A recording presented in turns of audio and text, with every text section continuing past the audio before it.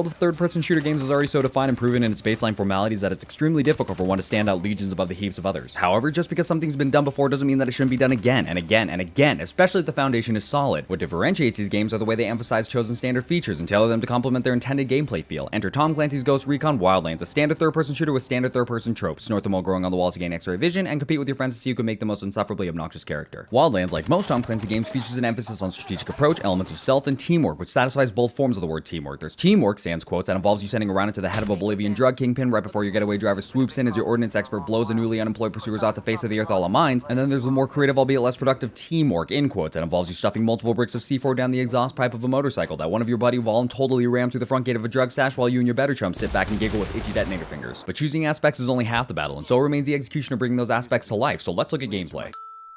Ghost Recon's huge open world map provides no shortage of exploration, with each separate region bringing its own charming, unique feel while still keeping true to Bolivia's geographical setting. Yes, this means no snow level, no volcano level, no airship level, none of that. But variation for the sake of variation alone isn't variation, it's having the attention span of a rodent. The game's developers use the same online storyboard generator as every other studio for big shooters, where America is auto-populated as a protagonist, and every time you click the drop down to try and change it, you get a 404 error. Fill in the blanks for antagonist, reason for annihilation, and country of annihilation, and boom, you got your AAA shooter storyline, but that's fine. Not every game benefits from having a deep storyline. In fact, many times less is more. It's enough to give the player a reason for being there and introduce limited aspects of storytelling that gently lead the player to the game's ultimate goals. The blank slate characterization method gives players the ability to discover who their character is through their own gameplay. Whatever your story is, it's yours to write. But if you're forced to listen to a tragic backstory between sessions of flattening civilians in your Jeep while your teammate casually reminisces about home life then cuts yelling at you the instant he's done as if the preservation of life is only second to his failing marriage, the imposed storyline becomes more and more out of place. On the flip side, give the NPCs some personality for God's sakes. You're forcing us to skip along with the same 3 guys for the entire game. There has to be more tickets in the characteristic slaughter than the Joker, the straight man, and the guy everybody forgets is in the car before he clears his throat. There was a part of the game where you shove a cartel member's face into the table and make him blow snow until his heart almost explodes, and honestly I wasn't sure if I would feel any different if we were doing it to the guy who farted off marine jokes every second. Moving on, Wildlands' approach to upgrades is another step towards individual character development being driven by the player. Advancement within the game is driven by 4 resources: food, medicine, comm tools, and gasoline. There are 5 primary skill trees with focus respectively on weapon, drone, item, physical, and squad that make up the entirety of the abilities that can be upgraded, and the reason I say it like that is because it's spelled with a capital too far. If you're the outcast sniper of the group, go down the weapon tree to unlock upgrades pertaining to steadier aim, higher accuracy, and penetrating power, because until you have enough penetrating power to detonate the engine blocks of oncoming traffic and enemy choppers with a single round, the game doesn't think you have enough yet. If you're the disturbingly fascinated with explosives person of the group, consider putting your goods into the item tree to unlock C4 mines, frag grenades, and the ability to sew countless pockets onto your pants to retain more ordnance than North Korea. If you're the techie type, put all your resources into the drone so you can... Actually, you know what? Don't do that. The balance of the drone is a little off-putting to anybody who didn't drain their life savings into upgrading it. Stubborn boss tucked away in a room with a minigun and 6 of his closest admirers? You could flashbang the room, penetrate the entrances, and rely on the steely nerves and trusty aim of you and your pals to eliminate the opposition before the days wears off.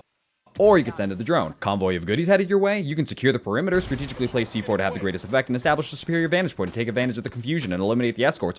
Or you can send it the drone. Conceited teammate demanding to pilot the chopper every time because Asians like me can't drive much less fly? You could sit him down and have a conversation over coffee about how sharing is the integral foundation of a mutually respectful relationship. Or you get it. Even in the areas that are supposed to render the drone useless via signal jammer, feels like people don't get off the same way if the mission complete screen isn't preceded by the boom of a floating lunch tray. While the drone is a rather large and pus-filled blemish on center forehead of an otherwise clean game, forgoing the loot-happy cryptic numbered roll stat weapon system helps dull the throbbing. All the weapons you encounter during your progression remain relevant through the entire campaign, so you're not spending countless hours squinting at your screen in search of a weapon that gives you +1 more civilians you can kill before the game decides you had enough. You like your ACR? Keep it. Love the feel of that 1911? You can have it. Enjoy the penetrating power of the 50 caliber sniper rifle combined with your fully upgraded weapon skill tree? Knock it off and put that shit away, you're being unreasonable. Gameplay wise, I give Ghost Recon Wildlands a 7 out of... You know what? No, I don't. I find it difficult to justify a number grading system because there's no way you unify the implication of numbers throughout different parties. A 7 out of 10 is a teary celebration for one family and a paddling for another, so let's try again. Gameplay-wise, I give Ghost Recon an encouraging worth a try. The lack of truly distinguishable characters or features in conjunction with a white bread storyline limits the driver progression to progress itself as opposed to the ever-addictive what happens next. I'll tell you what happens next. Research drug lord, locate drug lord, fight way to drug lord, then stuff drones in every available orifice of drug lord and proceed to wipe off the face of the planet. Weapon rebalance is questionable at best and serves a better purpose for a laugh or two than keeping pace with the actual scaling of enemies. However, the combat pacing determined by the player's approach and execution is well done, and the stealth mechanics are straightforward and easy to feel out. There's more than enough gameplay to go around with a sufficient assortment of mission and side quest types to keep the player feeling interested but not overwhelmed without any sense of familiarity. But this is a co-op game review, and so we move on to the co-op aspects of the game, so put away your gear for seats for a second and keep listening.